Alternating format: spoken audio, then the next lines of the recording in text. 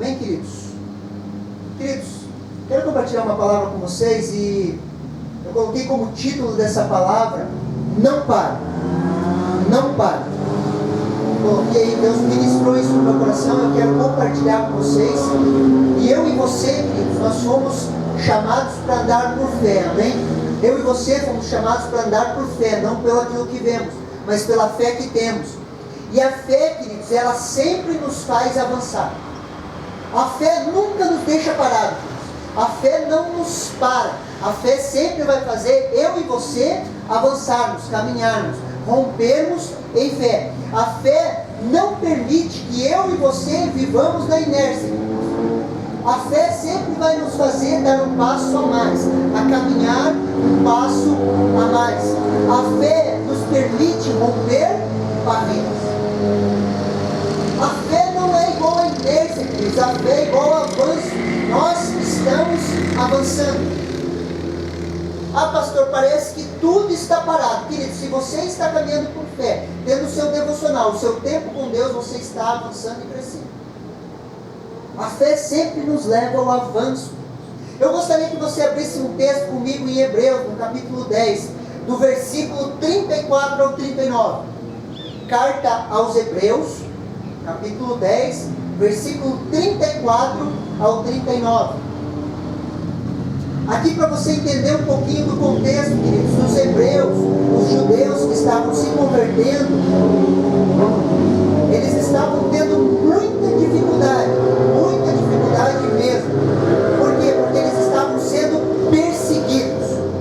Os judeus que se convertiam, eles estavam sendo perseguidos, eles estavam passando por um momento muito difícil na caminhada deles.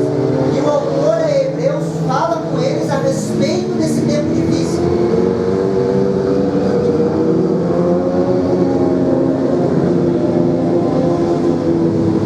Estamos num tempo difícil também, até para falar. Vai passar aqui, ó, aperta mais. Como os tempos difíceis das nossas vidas.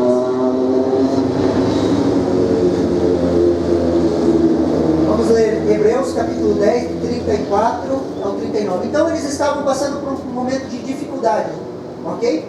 Olha o que o autor de Hebreus fala. Porque vocês não apenas se compadeceram dos encarcerados, mas também aceitaram com alegria a expoliação dos seus bens, porque sabiam que tinham um patrimônio superior e durável. Portanto, não percam a confiança de vocês, porque ela tem grande recompensa. Vocês precisam perseverar para que, havendo feito a vontade de Deus, alcancem a promessa. Porque ainda dentro de pouco tempo, aquele que vem virá e não irá demorar. Mas o meu justo viverá pela fé. Mais uma vez. Mas o meu justo viverá pela fé. E se retroceder, dele a minha alma não se agradará. Nós, porém, não somos os que retrocedem para a perdição, mas somos os da fé para a preservação da alma. Amém, queridos? Palavra de Deus para nós. No contexto aqui, os judeus estavam sendo perseguidos, mas eles não estavam sendo perseguidos pelo Império Romano, eles estavam sendo perseguidos pelos próprios judeus, e eles estavam tendo seus bens tomados. Se eles se convertiam a Cristo Jesus, os próprios judeus perseguiam eles e tomavam, faziam a expoliação dos seus bens. Eles perdiam seus patrimônios por amor a Jesus Cristo. Eles estavam passando por um período de perseguição. E o autor de Hebreus dá algumas instruções práticas para eles, e sobre essas instruções que eu quero conversar com vocês. E ele começa falando assim: mas eles sabiam que tinham um patrimônio superior e durável. Eles tinham um patrimônio superior e durável. Versículo 34. Porque vocês não apenas se compadeceram dos escarcerados, mas também aceitaram com alegria a expoliação dos seus bens, o confisco dos seus bens, porque sabiam que tinham um patrimônio superior e durável. Queridos, eu e você, queridos, nós temos um patrimônio superior e durável nos céus. Embora andando nessa terra, eu e você não temos somente a cidadania dessa terra. Eu e você somos cidadãos dos céus. Pertencemos a esse lugar, queridos. Vivemos por fé aqui. Somos cidadãos dos céus. Olha aqui que Filipenses capítulo 3, versículo 20 ao 21, o apóstolo Paulo nos ensina. Filipenses capítulo 3, versículo 20 ao 21.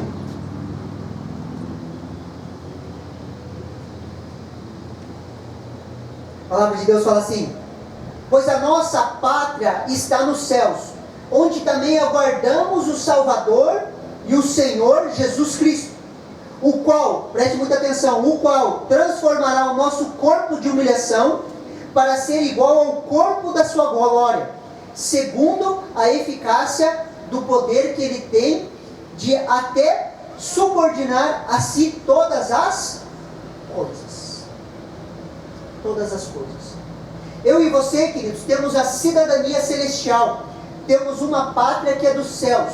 E qual é essa pátria? A nova Jerusalém que desce dos céus. Nós temos essa nova identidade, nós temos essa cidadania, queridos. Eu e você somos cidadãos dos céus, e a nossa fé espera o que? A nova Jerusalém descer dos céus. Quando Jesus transformará o nosso corpo de humilhação em um corpo de glória, igual ao seu corpo. Queridos, essa é a nossa fé. Essa é a nossa cidadania.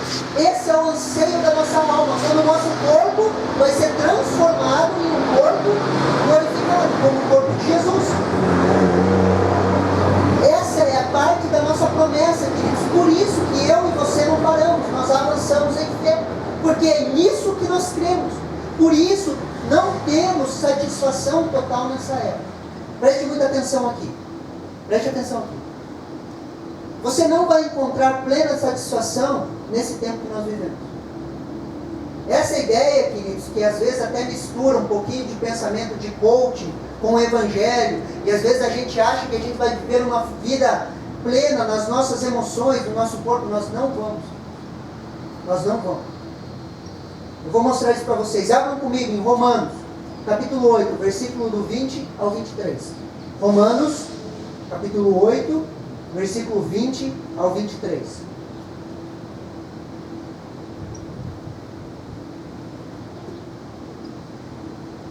Preste atenção aqui. Olha o que a palavra de Deus diz. Pois a criação está sujeita à vaidade, não por sua própria vontade, mas por causa daquele que a sujeitou, na esperança que a própria criação será liberta do cativeiro da corrupção, para a liberdade da glória dos filhos de Deus. Porque sabemos que toda a criação a um só tempo geme e suporta angústia até agora. Toda a criação, queridos, geme e suporta angústias até agora. Ele continua. E não somente ela, não somente a criação, mas também nós, que temos a primícia do Espírito, nós que temos a primícia do Espírito, igualmente gememos em nosso íntimo, aguardando a adoção dos filhos de Deus, a redenção do nosso corpo. A redenção do nosso corpo.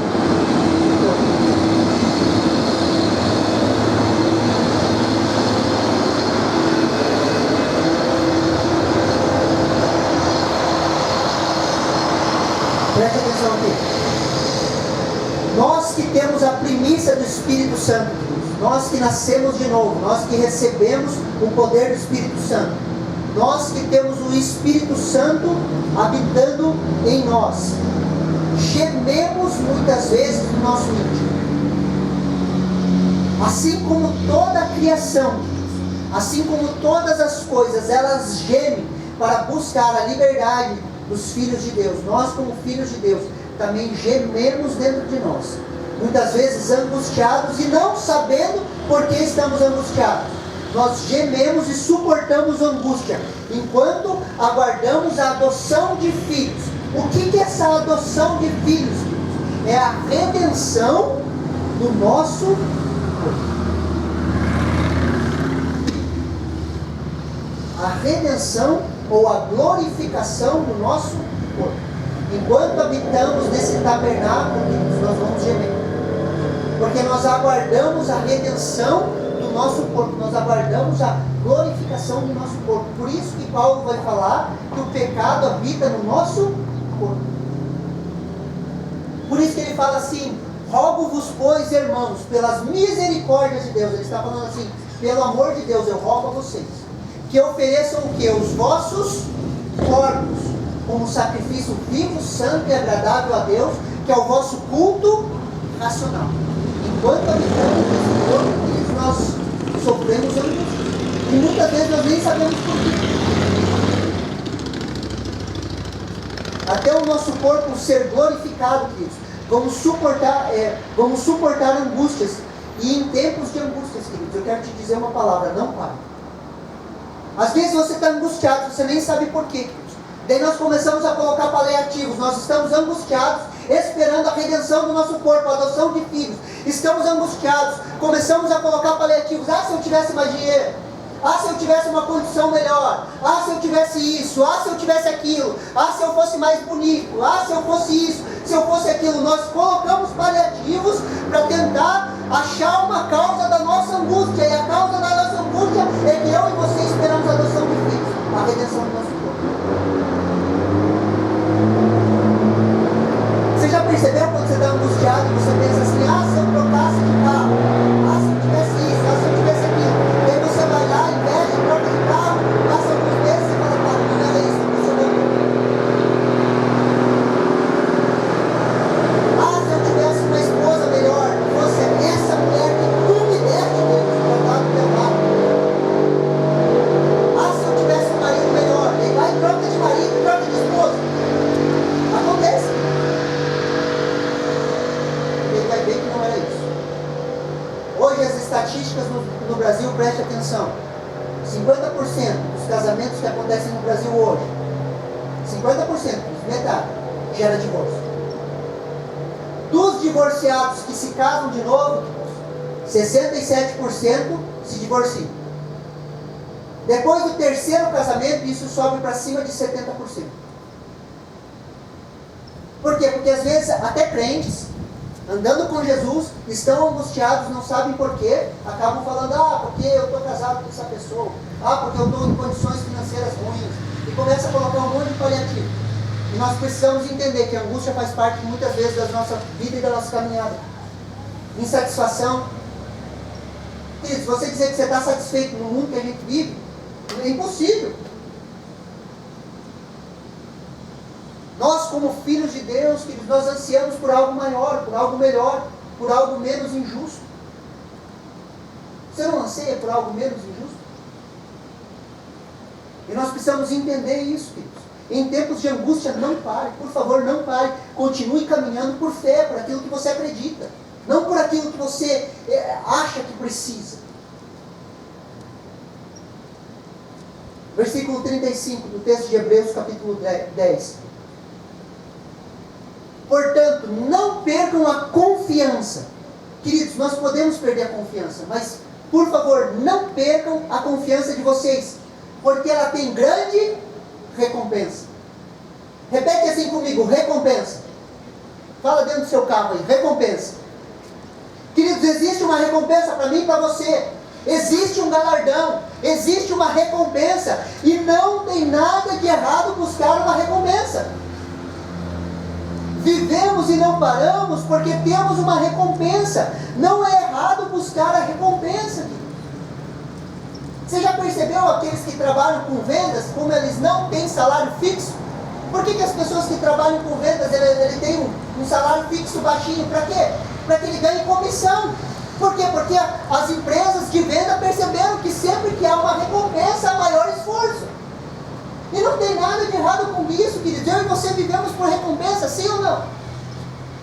Todas as técnicas técnicas, às vezes, se você coloca uma técnica, existe uma técnica que se chama Pomodoro para leitura, um estudo. Você marca lá 25 minutos, você rala para ler, lê, foca 25 minutos e tira lá 5 minutos para ver rede social. É uma técnica, queridos, que se chama Pomodoro para estudos e é eficaz. Por quê? Porque você trabalha com o seu cérebro com recompensa. Se esforce agora, você vai ser recompensado depois. E não tem problema nenhum. Existe a recompensa no reino de Deus. Vamos ver isso na vida de Jesus? Vai um pouquinho comigo para frente. Hebreus capítulo 12, versículo 2. Hebreus capítulo 12, versículo 2.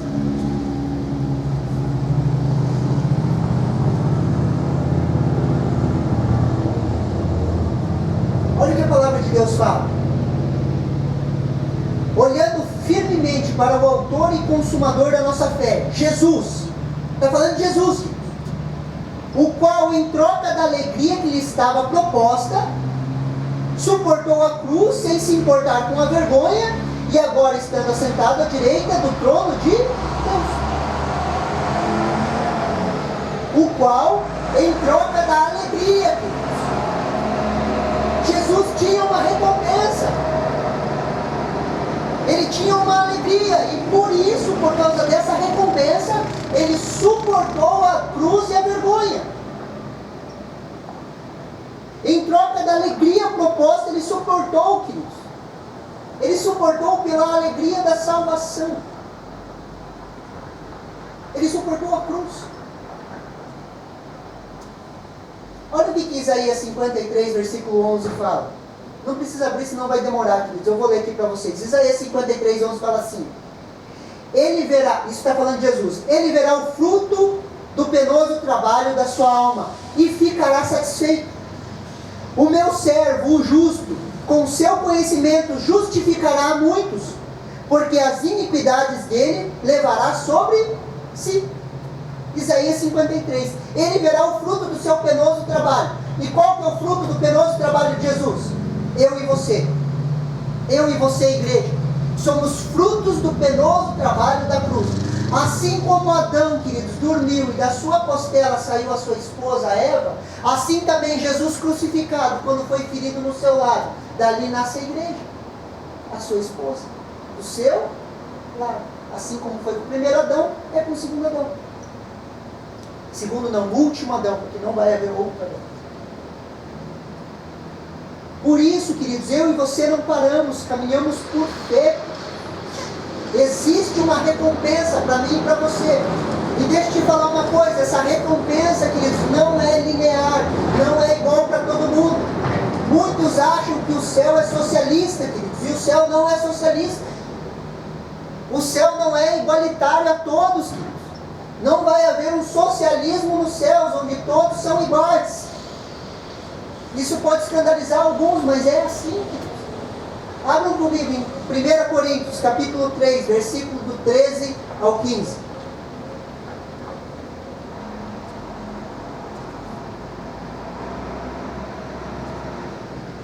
Primeira Coríntios, capítulo 3, do versículo 13 ao 15. Acompanha comigo lá.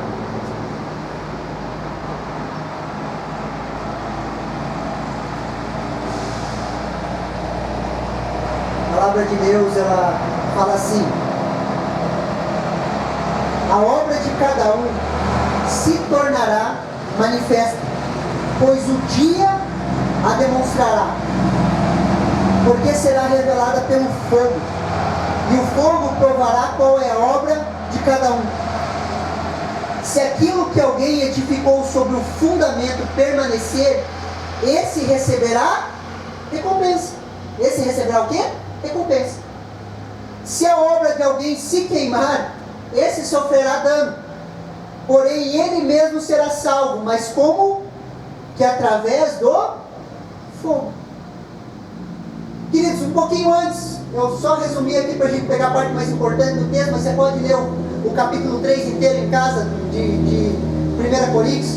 Queridos, Paulo está falando assim: você pode, em cima do fundamento que se chama Jesus Cristo, construir a sua vida, ou edificar ouro, prata e pedras preciosas, ou madeira, feno e palha. Então cada um de nós, queridos, está edificando. Tempo é igual a obras. Tudo que você faz, você está edificando uma obra nos céus, querido. Você está edificando uma obra que será aprovada no dia. Você pode perceber que o dia está com letra maiúscula. Quando o dia está em letra maiúscula, é o dia do juízo, o dia que nós vamos ser julgados. E haverá um dia, querido, será o grande e terrível dia, grande para aqueles que são salvos, terrível para aqueles que estão sendo condenados.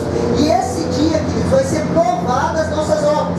E como é provada as obras? As obras vão ser provadas pelo fogo.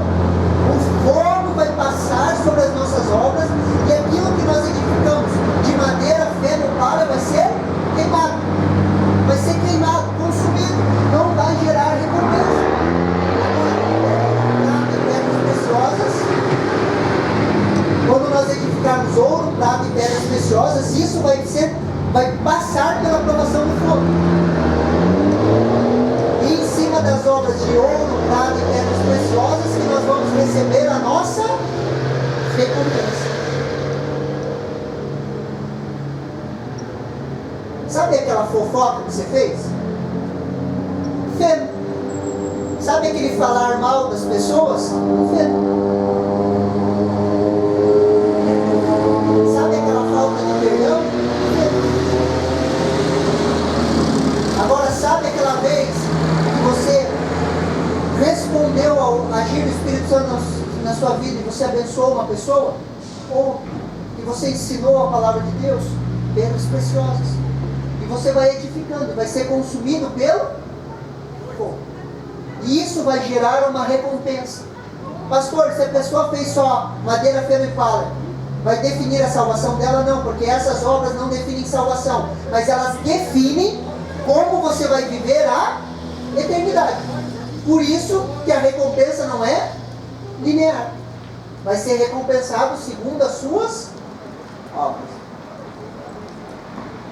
Consegue me entender?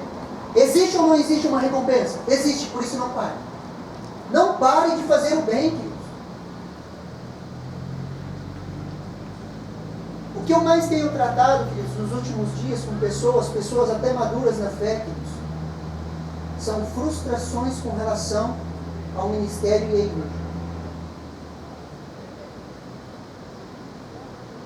Frustrações, queridos. E essas frustrações nos fazem parar.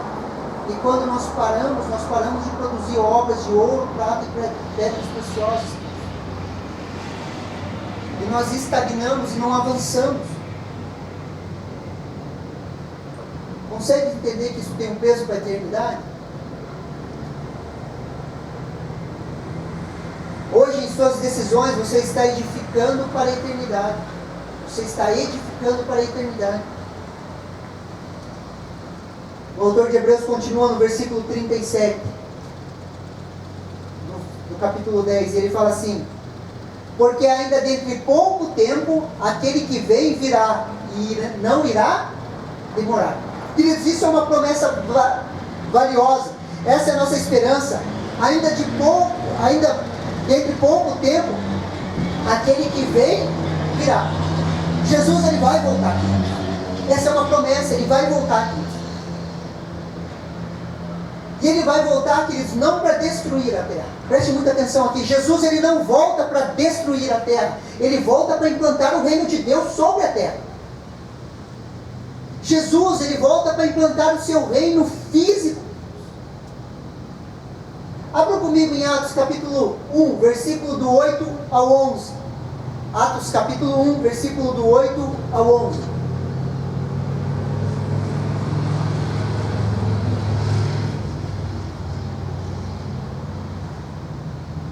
Atos capítulo 1, do versículo 8 ao 11. Olha o que a palavra de Deus diz.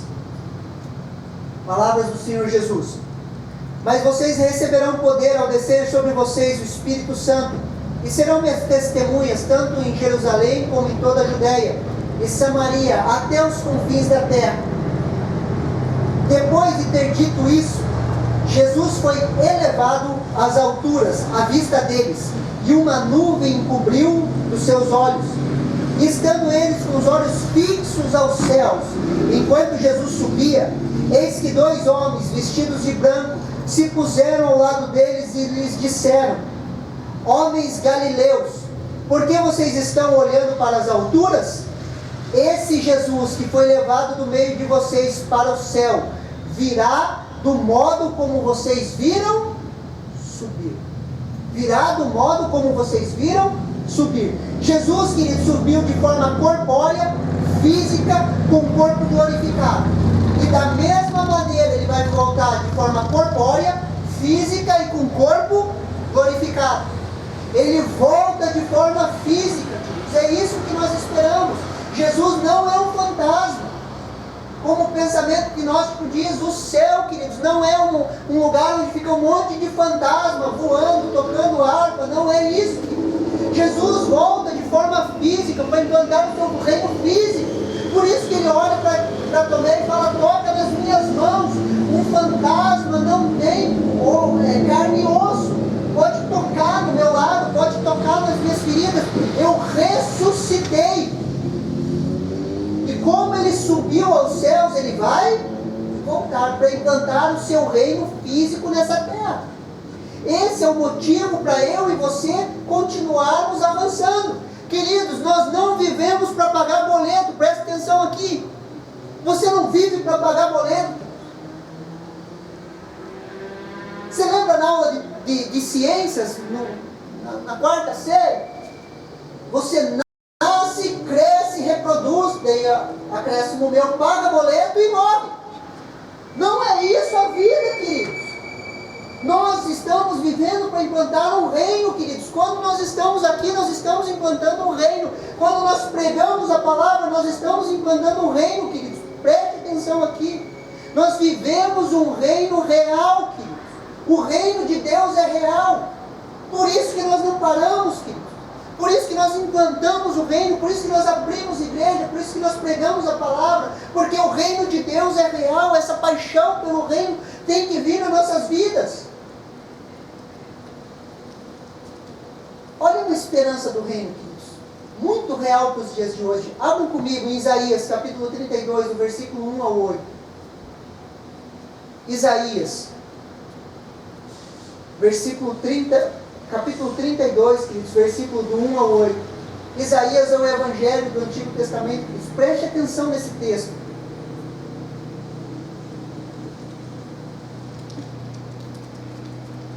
Olha o que esse texto diz, queridos. Isso tem que incendiar o nosso coração. Isso são promessas do reino. Eis aí um rei que reinará com justiça, e príncipes que irão governar com retidão. Quem são os príncipes? Fala, eu e você somos esses príncipes. Haverá um rei que reinará com justiça, Jesus Cristo, e nós seremos os seus príncipes. E esses príncipes, queridos, olha o que a palavra de Deus fala. Cada um deles servirá de esconderijo contra o vento, de refúgio contra tempestades, de torrentes de água em lugares secos, e de sombra em grande rocha em terra sedenta. Essa é a nossa função como os príncipes no reino. E ele continua: os olhos dos que veem não se fecharão, e os ouvidos dos que ouvem estarão atentos. O coração dos apressados saberá compreender, e a língua dos gabos falará com rapidez e clareza. Isso é o reino. Preste atenção aqui, queridos. O que é o reino de Deus? Preste atenção. O tolo nunca mais será chamado de nobre. Mais uma vez, o tolo nunca mais será chamado de nobre. E do fraudulento nunca mais se dirá que é generoso. Vai acontecer isso até no Brasil, queridos. O fraudulento nunca mais será chamado de generoso. Porque o tolo fala tolices, o seu coração só pensa em fazer o mal, para praticar a iniquidade, para proferir mentiras contra o Senhor, para deixar o faminto sem comida e o sedento sem ter o que beber.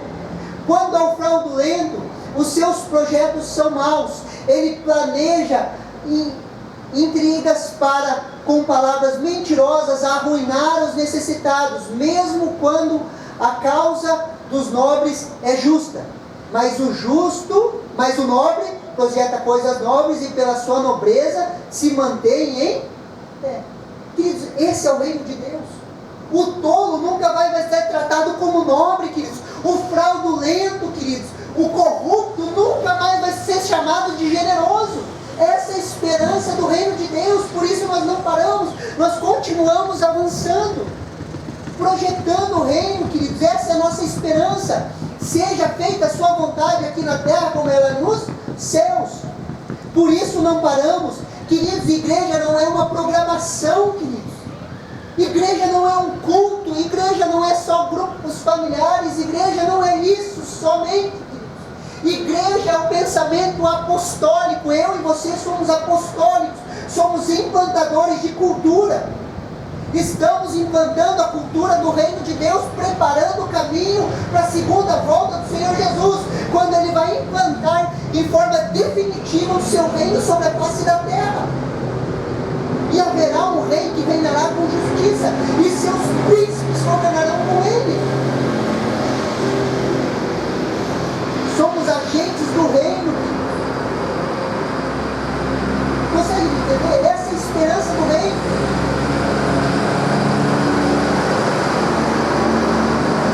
Em breve, aquele que estava para vir, virá. Jesus ele vai voltar, vai derrubar esse sistema maligno, vai desmontar o sistema corrupto e ele vai implantar a sua monarquia. Pastor, direita ou esquerda? Monarquia, queridos. Um rei governando com justiça, Senhor Jesus, o único homem que não é corrupto. A manifestação do homem perfeito. A volta ao plano original de Deus, do governo pelo Espírito. E ele continua, versículo 38. Mas o justo viverá pela fé, e se retroceder, dele a minha alma não se agrada. Somos desafiados a viver por fé, queridos. Uma fé ativa, uma fé que crê na palavra de Deus. O povo do Egito, o povo que saiu do Egito, eles não entrou na terra prometida pela sua incredulidade. Existe uma guerra dentro de cada um de nós entre fé e incredulidade, todos os dias. Entre crer e não crer nas promessas de Deus, entre crer e não crer naquilo que Deus tem nos falado. Números, capítulo 13, versículo do 30 ao 33. Abra comigo lá em Números, capítulo 13, versículo do 30 ao 33. Esse é um discurso chave.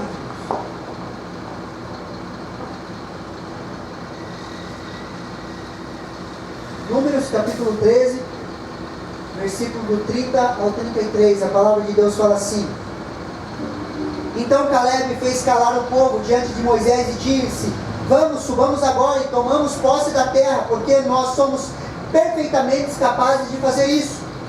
Porém os homens que tinham ido com ele disseram: Não podemos atacar aquele povo, porque é mais forte do que nós.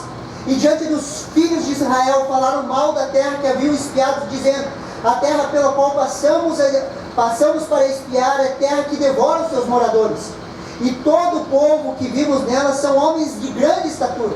Também vimos ali os gigantes, os filhos de Anak, que são descendentes dos gigantes.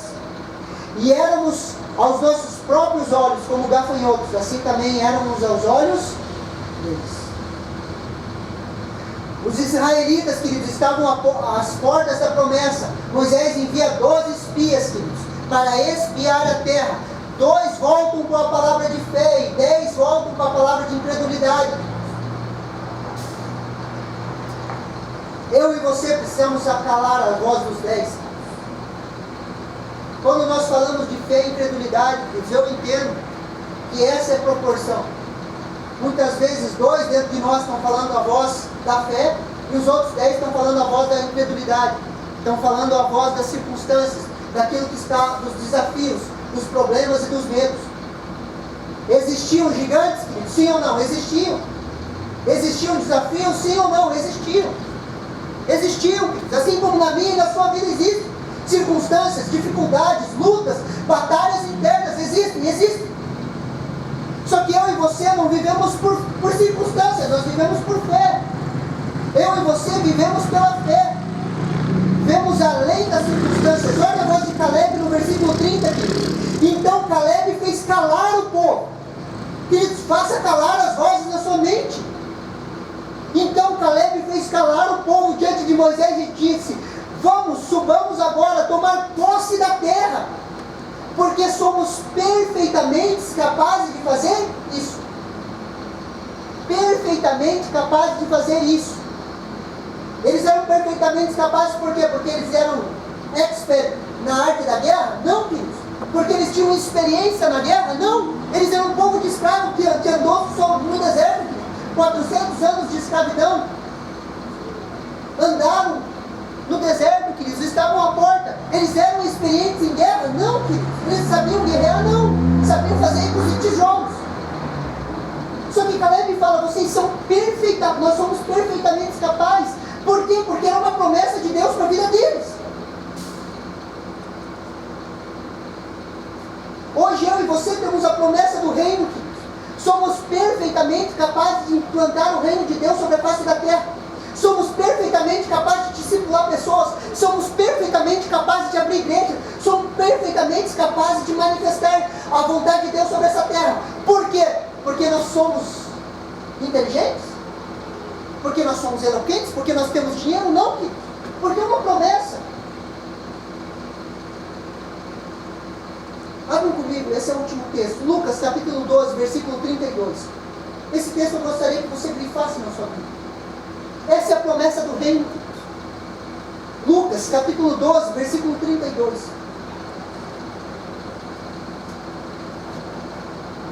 Eu quero finalizar com esse texto.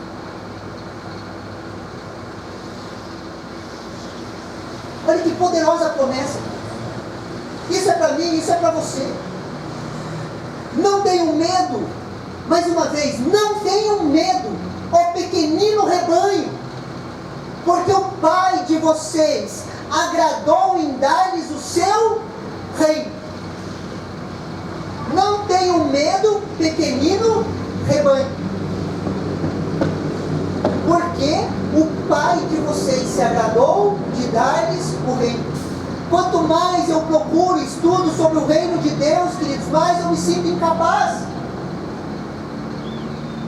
Só que o nosso Pai se agradou em dar ao pequenino rebanho o seu reino. Preste atenção aqui, não é um grande rebanho.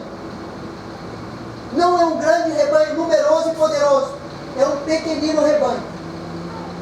Deus se agradou de nos dar o reino. Deus se agradou. Quanto mais eu vejo a minha incapacidade, mais eu me apego a essa promessa, queridos. Não é um grande rebanho, é um pequeno rebanho. Por isso eu te desafio hoje, não pare. Continue avançando. Continue avançando. Continue dando seus passos de fé, queridos. Porque o Pai se agradou de nos dar o reino. Você recebe essa palavra no seu coração? Não pare de caminhar. Não pare de andar, não pare de avançar. Vamos orar? Se você tiver liberdade, feche seus olhos, vamos orar. Sim, Deus, muito obrigado, Senhor. Muito obrigado pela Tua palavra, Senhor, que é viva e eficaz nas nossas vidas.